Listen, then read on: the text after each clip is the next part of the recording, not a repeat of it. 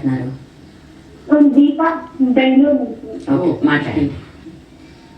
చెప్పండి Deepa. Good morning ma'am. Good morning, చెప్పండి.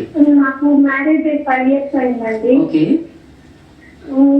పిల్లలు ఇంకా కాలేదు. అది కొంచెం చాలా టెన్షన్ గా ఉంటుంది అప్పుడప్పుడు. ఓకే. అది దాని గురించి ఇంట్లో గొడవలు నాకు మా ఆయనకి. ఓకే. అది చాలా డిప్రెషన్ పోతా ఉంటాం. Only 5 years. చెప్పండి దీప. ఎక్కువగా ఇదవుతుంది. ఓకే. అంటే ఓన్లీ 5 years అయింది దీప. చాలా మందికి ఓన్లీ 5 years. మీరు దాంట్లో వరి అవ్వాల్సిన అవసరం ఏం లేదు. ఒకటి మీకు ఏదైనా డౌట్ ఉంటే గో చెకప్ వెళ్ళండి, ఇద్దరు వెళ్ళండి, డాక్టర్కి వెళ్ళండి, చెకప్ చేయించుకోండి. సో ఒకటి పిల్లలు అన్నది మన జీవితంలో ఒక భాగం తప్పించి వాళ్ళ పిల్లల కోసం ఎప్పుడు పుట్టాలని ఎదురు చూస్తూ ఉండడం అన్నది అది అది ఈ స్టేజ్ లో ఉండాల్సిన లక్షణం కాదు. అది ఎప్పుడు అవ్వాలన్నది అవుతుంది. దాన్ని వదిలేసి మిమ్మల్ని మీరు ఏదైనా విషయంలో యాక్టివ్ గా ఉంచుకోండి. మీరు జాబ్ చేస్తున్నారా? మీరు యాక్చువల్లీ హౌస్ వైఫ్ కానీ మీరు ఏదైనా ఒక యాక్టివిటీ కానీ లేకపోతే స్టడీస్ కంటిన్యూ చేయండి.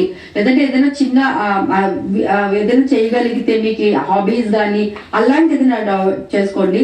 మిమ్మల్ని మీరు డైవర్ట్ చేసుకోండి. మీకు దగ్గరలో ఎక్కడైనా ఏదైనా ఒక ఆర్ఫనేజ్ కానీ అలాంటి ఏదైనా ఎన్జిఓస్ కానీ ఉంటే వాటికి వెళ్ళి వాళ్ళతో అక్కడ వర్క్ చేయండి. సో దట్ ఏంటంటే ఎంతమంది పిల్లలు ఉన్నారు, ఎంతమంది మన చుట్టుపక్కల ఉన్న వాళ్ళు ఇంతకన్నా ఎక్కువ ప్రాబ్లమ్స్ తో బాధపడుతున్నారని ఒకసారి మీరు చూడండి. ఫస్ట్ ఆఫ్ ఆల్ మీరు ముందు డాక్టర్ దగ్గర, మీరు ఏదో కంక్లూజన్స్ వచ్చేయకుండా ముందు డాక్టర్ దగ్గరికి వెళ్ళండి, టెస్ట్ చేయించుకోండి. అంతా ఓకే అన్నప్పుడు just wait for some time. ఈ లోపల మిమ్మల్ని మీరు ఏదో ఒక యాక్టివిటీలో ఎంగేజ్ చేసుకోండి. అనవసరంగా డిప్రెషన్ లోకి వెళ్ళడం వల్ల ఉపయోగాలు ఏముండవు, అనవసరంగా హెల్త్ పాడవుతుంది.